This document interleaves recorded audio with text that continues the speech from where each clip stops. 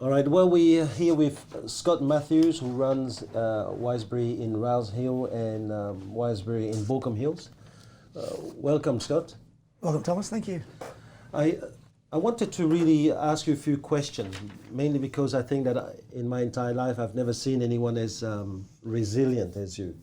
So people don't realize it, but over the last few years you've gone through tremendous amount of issues, probably in your professional life.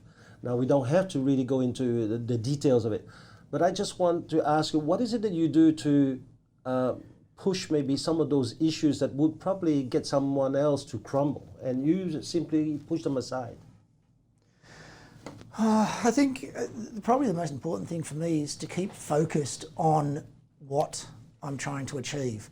Keep focused on the positive of where I'm going in my life. We all have challenges in our lives. Doesn't matter who we are, what they are. Some of us have monumental challenges with diseases or whatever. But for me, it's just a matter of staying focused on what I'm trying to achieve.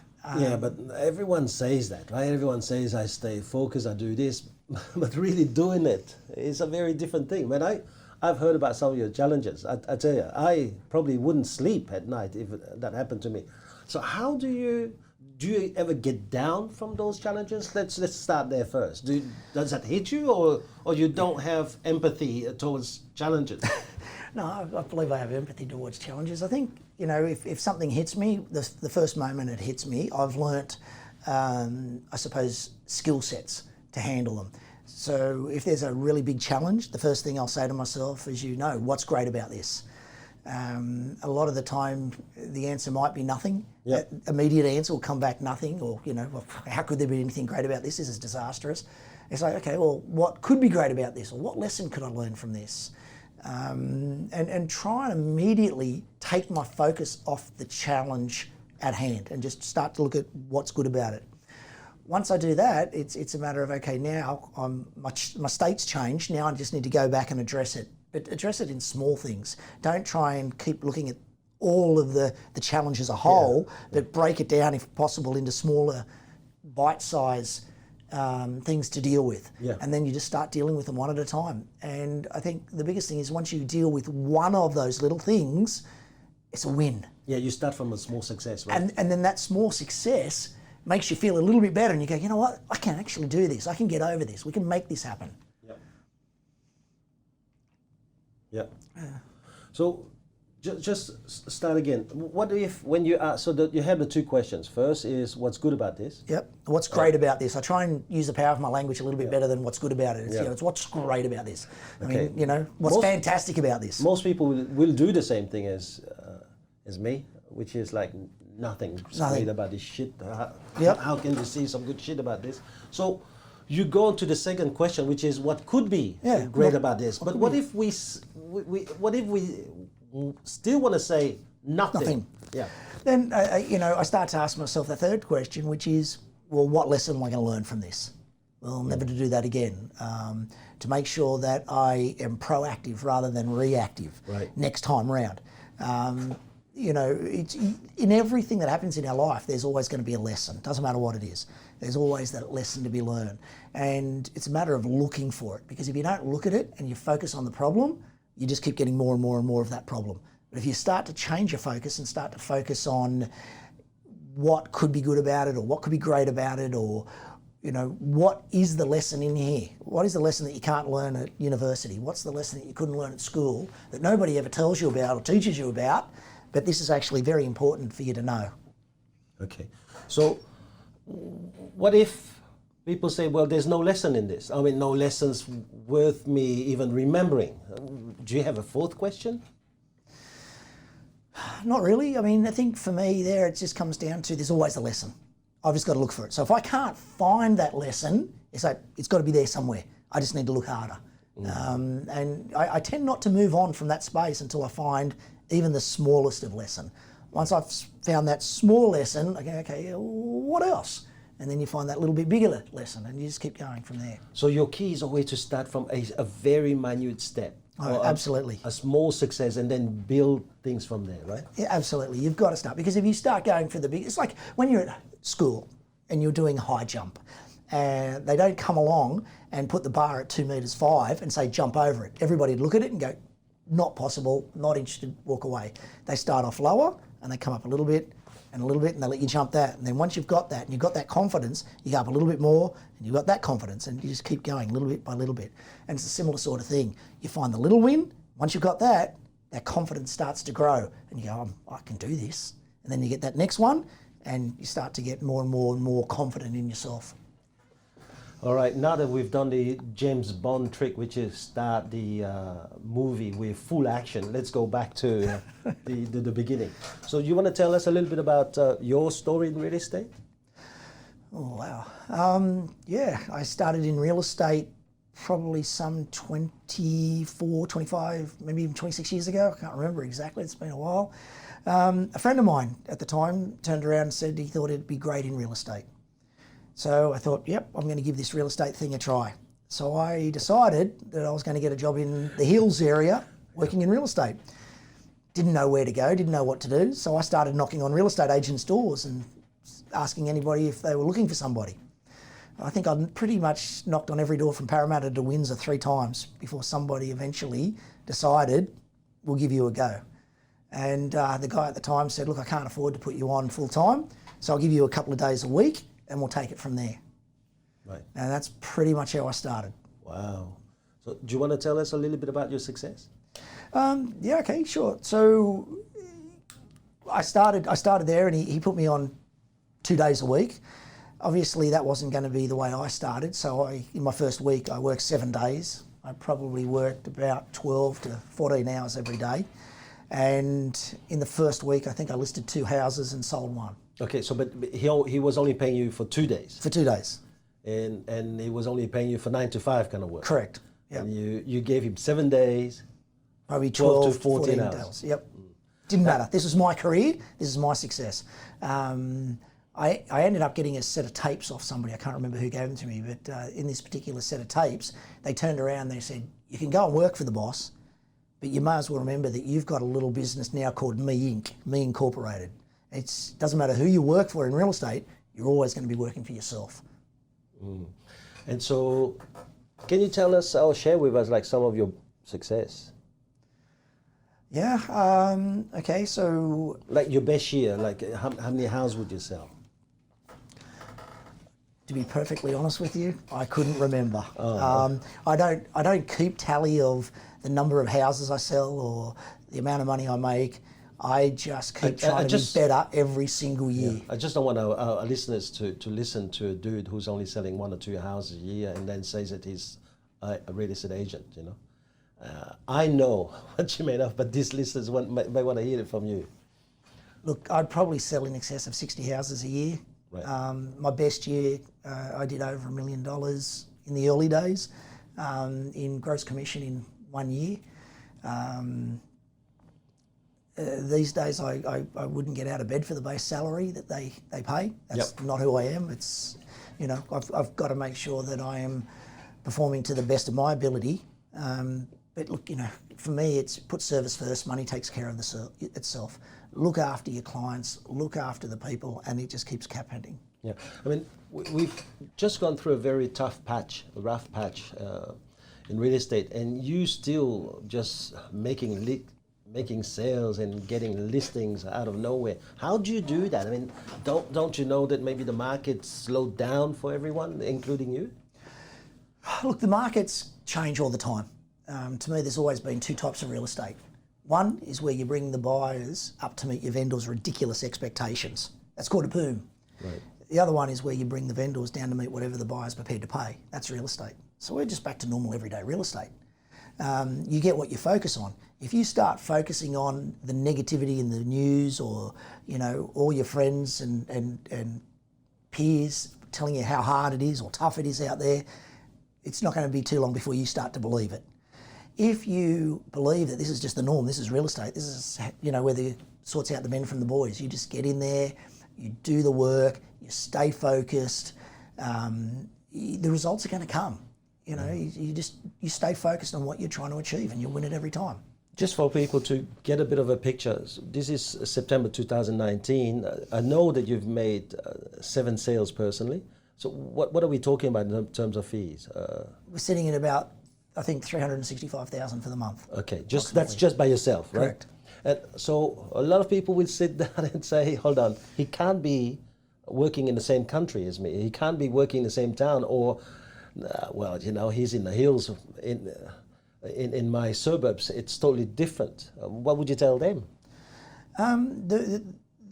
The market is the same. Yes, certainly there's market changes and market forces, but I have seen people start up real estate offices in a recession.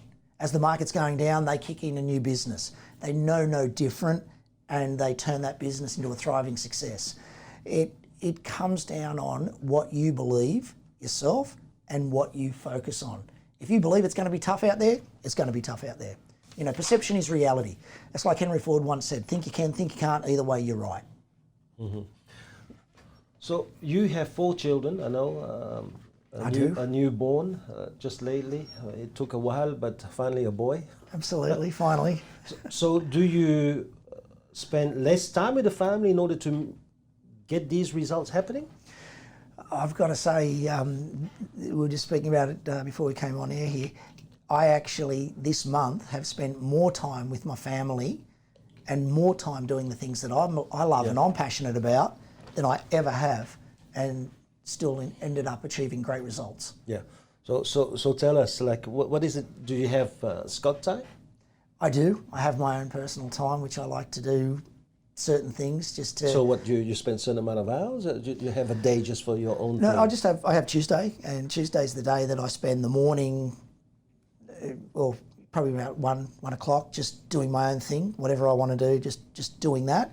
And then in the afternoon, I get the girls and we go and do a family thing together. Right. So what is it that you do? What is Scott thing? Well, my passion is flying. I absolutely love to fly.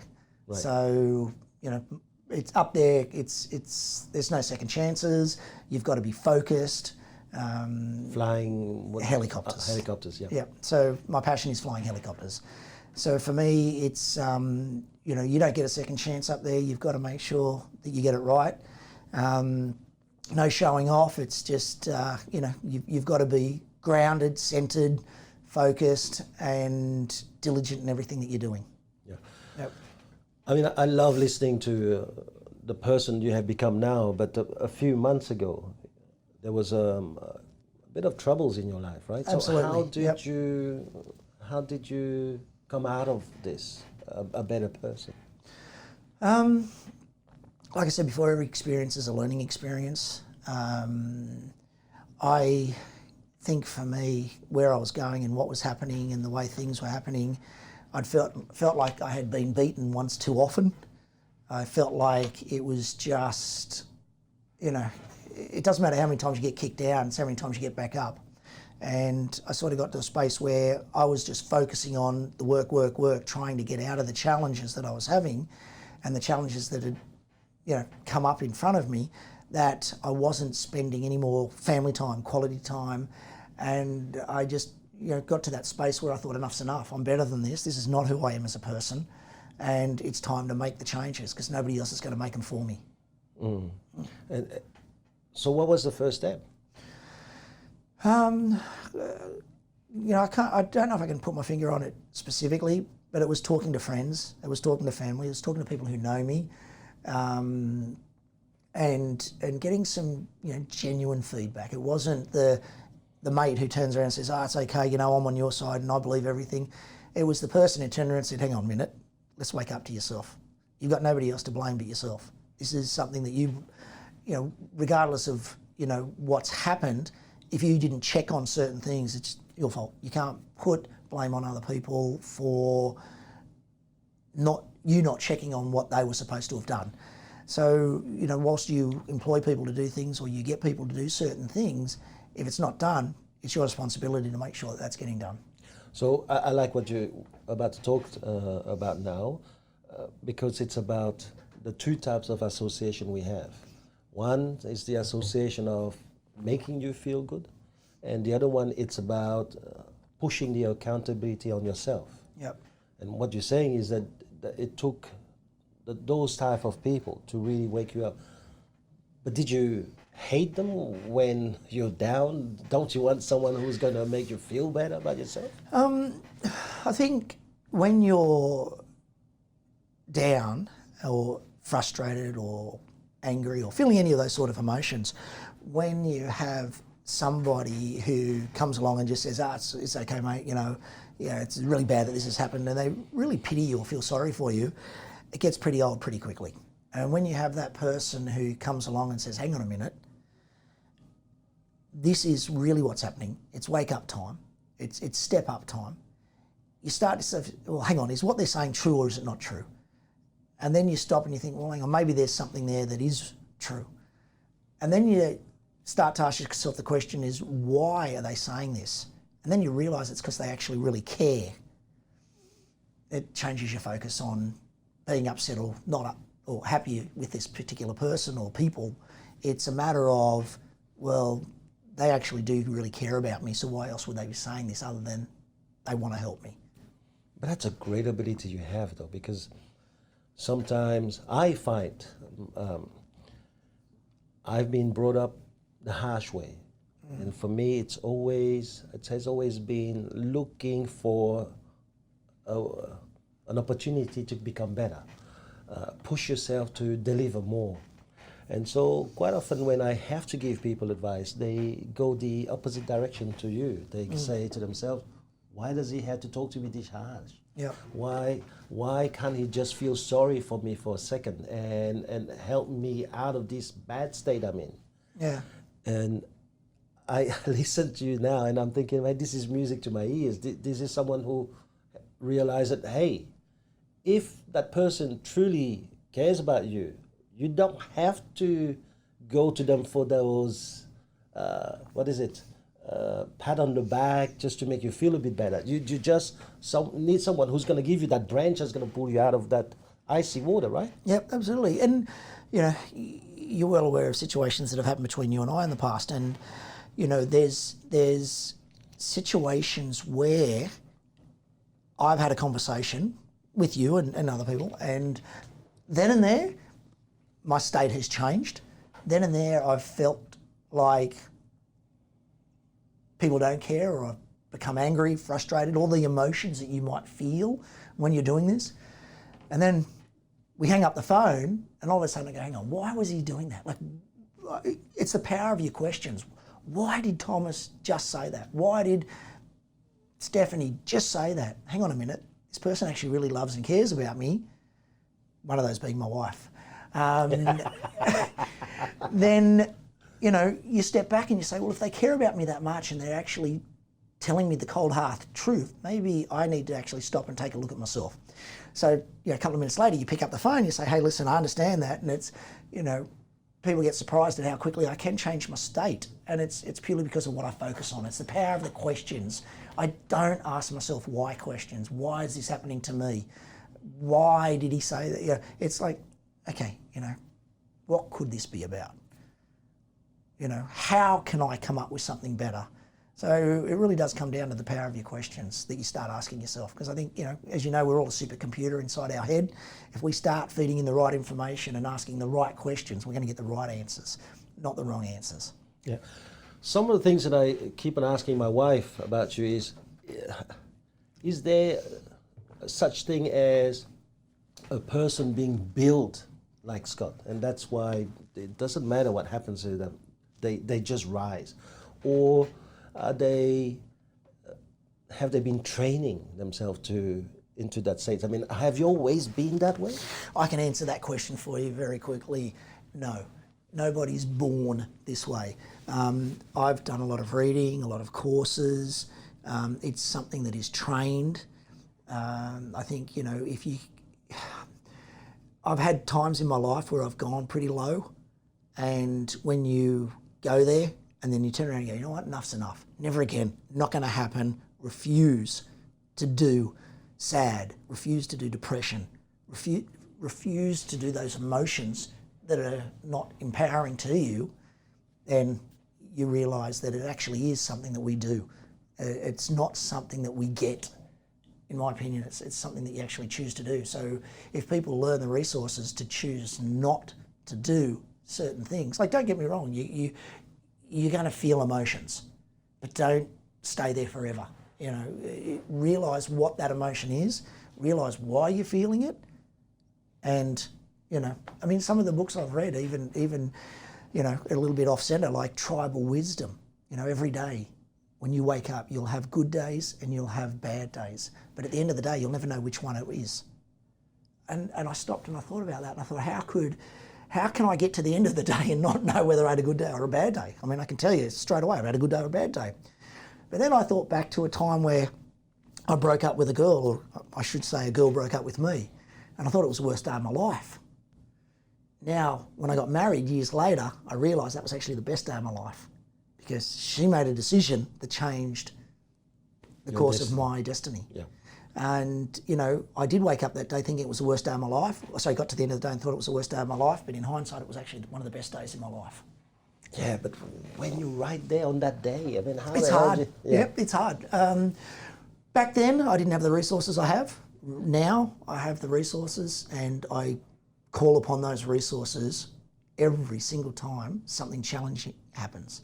Even when, and one of the best things for me is that when one of my friends or family or team members are going through that sort of situation and it's devastating news, like cancer, to be able to change their state instantly and help them to focus on what's important is so rewarding. Okay, so do you want to take me through that? I mean, I'm I'm sure happy that to we're going take to you have through it, listeners. yep. We're going to have listeners. I'm going to say, hold on. He just started on an issue and he needs to elaborate on it. Okay, so one of my team members came into me one day and said, Scott, we need to have a talk. I've got some bad news. And I'm sitting there thinking, uh-oh, she's about to leave me. And good team member. And we sat down and she turned around and said, I've just been diagnosed with breast cancer. Wow. And I think she was expecting that reaction where I go, oh, you poor thing, and give her a hug. And I looked at her and I said, that's fantastic news, congratulations. Well, you could see in her head, her eyes, fried her brain. She had no idea what I was doing. She thought, you heartless bastard. You know, how can you say that? And she goes, what do you mean, congratulations? I said, how good is it that they found it now and not on your autopsy? Wow. Wow. The look from her face just said it all. And she goes, wow, you're right. I said, listen, one of the things I always do, you know, what's great about this? How can you find anything great in this? I said, come on, there's got to be something good here. What else could it be? She said, well, we sat there and we thought for a little bit, and she said, you know what? I read an article, 1 in 8 people get it. That means 7 of my friends aren't going to get it. Well, I don't know if I believe in those statistics, but that's great. That's really good. You know? And she sat there and she came up with quite a few things that are actually good about it. The fact that they've diagnosed it early and that she can actually do something about it. Well, I can honestly and happily say that some 4 or 5 years later, she's fit and healthy as anything. So it was the best thing that ever happened to her as far as I'm concerned. Yes, because a lot of people don't realize this, but my brother had leukemia, so I know a little bit about cancer. Then also a leader of mine in real estate had cancer. Unless you really change your mindset very quickly and put all your resources on getting better, it's not going to get better. So quite a lot of time, people either believe the prognostic that they get, which is you got 6 months, and then they're counting the days. Yep. And what they're doing is that they almost creating some kind of placebo effect, you know, rather than just snap out and immediately put all the resource they have right now onto the issue, right? Yep. And you're great at doing this, and this is what I love from you. But if people really knew what you've been going through over the last 3 years and how you just getting out of it, they probably would only understand why I picked you for this podcast here. But what would you tell people who now go through the run-of-the-mill real estate, boring day, trying to make ends meet and get commission in this market? What would you tell them? Find your passion. find your driving force. Find That's your too way. easy, man. More than one line. Sure. I mean, it's got to be about finding your reason for getting out of bed. I mean, you know, is it the love of a wife? Is it the love of a child? Is it, you know, like, I've got to say, one of the biggest things I think now, having this conversation that really was also a defining point where I realised that I was going to change, was having another baby, having a 1-year-old. He's now coming up to 1. But a year ago, it was when he was born. And for me, that was like, you know what, I can't make excuses anymore. I've really got to get this together. This is, you know, I've got to listen. Maybe these things that these people have been saying is correct. And you know, somebody once said to me that when you have a boy, it washes away everything that, all the bad stuff that had just happened, and we start again fresh. Well, you know, maybe that's something to do with it. But all these thoughts and these things that people say to you go through your mind. And, you know, you put these little pieces together to realise that this is the direction that I want to take. And if you get a picture and you put it on the fridge of something you want to achieve, and that picture could just be your family. You know, that picture could be a picture of your family on a holiday. It could be anything. We tend to do more for others than we do for ourselves. But I think that if you've got that driving force that every day you go, what, I've got to do something today that I don't want to do to ultimately get what I want, you will continue to move forward. Sometimes the steps are a little bit slower than other days. Mm-hmm. Some days you're running, some days you're crawling. Mm-hmm. But you've just got to make sure that every single day you make something towards that attainment, even if it's the smallest thing. Yeah, I like that small step. I really like it. I've read it before, but you know, somehow I never paid attention to that. But when you mean passion, it's bigger than goals, right? Absolutely. It's not. We're not talking about goals passion. We're talking about life passions. You know, is your life passion to contribute for others? Is it to, you know, take care of a family member who's sick? I mean, is it, what is it that's driving you? What is it that's making you bounce out of bed every single morning? I mean, if you're not bouncing out of bed every day, can't wait to start the day, then you've got to start looking at why you're not, because that's how everybody should be, in my opinion. You've got to find that thing that drives you. I call it passion, but that's just the words that I use. It's your ability to turn around and say, you know what, I want to spend more time with the family, therefore I'm going to work a little bit harder this week so I can take an extra day off to spend with the family. Mm-hmm. It's whatever drives you. So the passion doesn't have to be necessarily in your work itself? No, not at all. A lot of the time the passion is not in the work itself. A lot of the time it's, you know, do we work to live or do we live to work? Right. You know, so a lot of the time work is a vehicle to get you to where you want to be. The beautiful thing about our industry is that it's a job that, or a career or a passion that I have, that I love just as much as anything else. You know, I enjoy doing what I do almost as much as I enjoy my flying or my spending time with my family. Right. And that's the struggle, is when you enjoy something that much, it's easy to get caught up in it and take you away from what is important, like your family. So would you say that it's a cop-out to say, I can't find a passion in this job, therefore I'm going to quit and do something else? Absolutely, it's a cop-out, because, you know, it doesn't matter what you do, there's always going to be good days and bad days. It happens with everything. This is an industry where it can provide you with whatever you want. It's got flexible working hours, it's got good pay, it's got great people. And if you focus on what you're actually really doing in the industry, like taking care of people's biggest assets, moving people as opposed to just selling a house, you are affecting people's lives in a way that's probably second to none, apart from having the birth of a child or something like that. Where people live is very important to them, and moving those people is very important. So when you realise how much you're helping these people in their lives, it's very, very rewarding. But still, I'm going to have to ask, you don't have magic underpants? Because to be that positive every single day, no matter what happens to you, there has to be something magic. No, there's no magic there. It's something that I choose to do.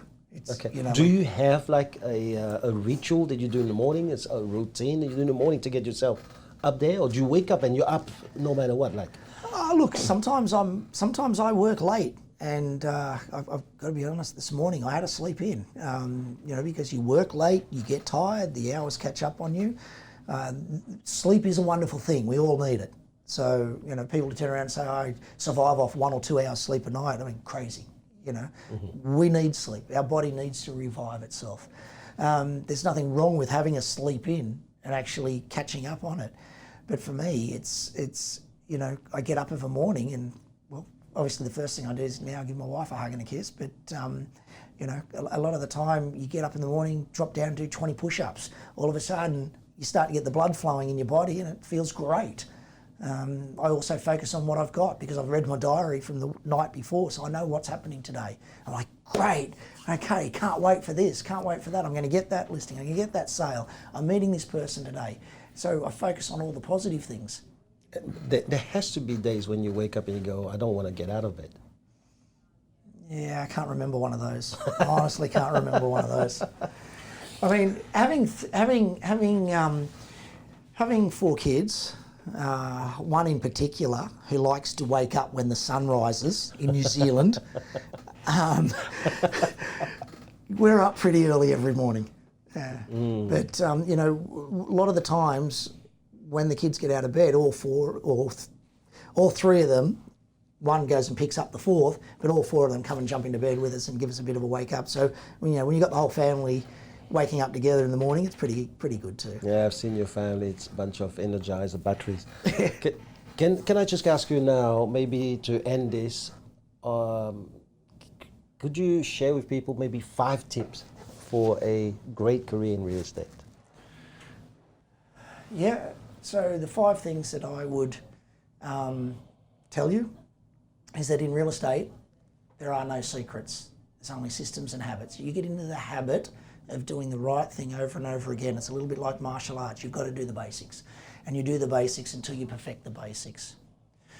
The second thing that I would say is train yourself, right? Whether it be, you know, training in the rooms with a trainer, whether it's listening to tapes, whether it's reading books, constantly be growing your mind, learning more and more and more things.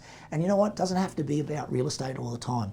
A lot of the time I'll read books on finances, or I'll read books on self-motivation, or I'll read books on, you know, anything to do with life can always somehow come back to a person's situation, right? Body language, for example. Read a book on body language. You can read anything, as long as it's helping you to grow. The third thing... No, was third already, I think. Oh, that's third already? Okay, so the 4th thing then is to... Was it a third thing? Training or read, do you say? Well, to me, I training forgot, is... man, I forgot. That's okay. Training, to me, I mean, train your body, train your mind, you know, train reading books, whether you're doing training, however you're doing it, you should always be growing, learning, growing yourself. Yeah. Look, guys, exercise is, I think, of paramount importance. You know, keep fit, healthy body, healthy mind. That's something I think is very, very important. Once you find that sort of passion, and getting fit isn't actually a goal or it's a way of life. It's something you just get up every day like you brush your teeth. You get in the habit of doing that. Yeah, but we need to tell our listeners, you up until last year, I think, you've been doing the Tough Mudder every year, haven't it? Yeah, yep. I've done the... not the Tough Mudder, but the Spartan races. Oh, yeah. Each year. I did the trifecta the year before I had the accident and broke my heel. What is a trifecta? The trifecta is where you do all 3 in the 1 year. So you do the sprint, and you do the beast and the ultra all in the 1 year. Right. So that was a bit of an achievement. The other thing that I would say as a tip is learn to handle rejection. Realise it's not about you personally, it's just they're not in the right place to do something. But how do you do that when people who've got maybe low self-esteem and they say to themselves, yeah, that's because you've got an empathy of a rock. That's why you can't even take it personally. But I do. I feel attacked every time that I get a no. What do you tell them? One of the wives of a lovely guy in the Campbelltown office wrote me a little piece of paper that just says, in beautiful handwriting, next. And you know, sometimes you will get that rejection. Sometimes you'll get people who shut you down or they don't want to talk to you. That's okay. I'm here to help people. I'm here to find that gem, and I'll just keep going looking until I find it. Somebody out there needs my help or would like my help. They just don't know it yet, and I'm just going to keep looking until I find them. You've gone back to the passion. Yeah, it's funny that.